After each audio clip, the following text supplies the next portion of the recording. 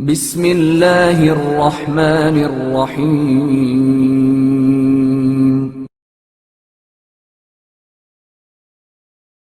شب قدر اور ائمہ معصومین علیہم السلام کی سیرت۔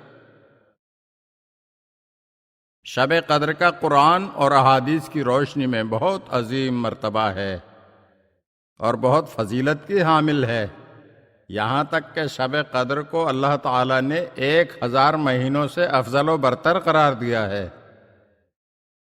اس رات کو نزول قرآن اور 1 سال کے تقدیری امور کے تعین کی رات کہا گیا ہے۔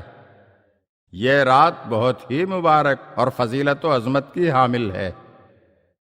روایات میں شب قدر کو گناہوں کے بخشے جانے کی رات کہا گیا ہے، اور جو اس رات میں بھی بخشا نہ جائے تو وہ خدا کی نفرت اور لعنت کا حقدار ہو جاتا ہے۔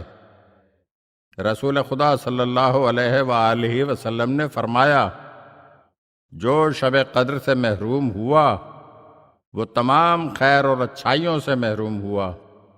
پورے سال میں عموماً اور ماہ رمضان کی راتوں میں خصوصاً خاص طور پر شب قدر میں جن اعمال کی تاکید ہوئی ہے ان میں سے ایک ساری رات جاگنا ہے۔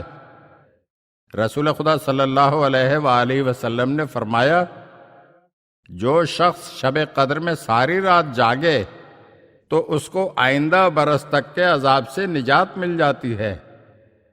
رسول خدا صلی اللہ علیہ وآلہ وسلم نہ صرف شب قدر میں بیدار رہتے تھے بلکہ ماہ مبارک رمضان کے تیسرے عشرے میں بستر سمیٹ دیا کرتے تھے اور عبادت میں مصروف رہا کرتے تھے، یہاں تک کہ بارش کی راتوں میں بھی، جبکہ مسجد نبوی میں چھت بھی نہیں تھی، رات بھر عبادت کرتے تھے اور شب بیداری کو ترک نہیں کرتے تھے، اور دوسروں کو بھی اپنے عمل سے شب بیداری کا شوق دلاتے تاکہ لوگ ساری رات جاگیں اور نمازیں پڑھتے ہوئے شب بیداری کریں۔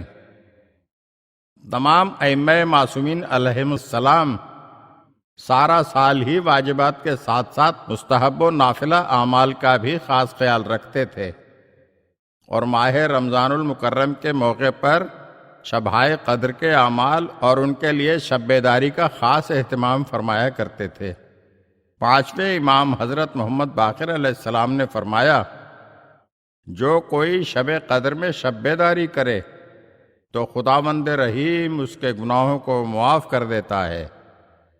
امام حسن عسکری علیہ السلام بھی اپنے آباء و اجداد کی طرح طولانی مناجات کیا کرتے اور پورے سال میں عموماً اور خصوصاً شبائے قدر میں شب بیداری فرماتے، اور اپنے شیعوں اور چاہنے والوں کو بھی اس کی تاکید کیا کرتے تھے۔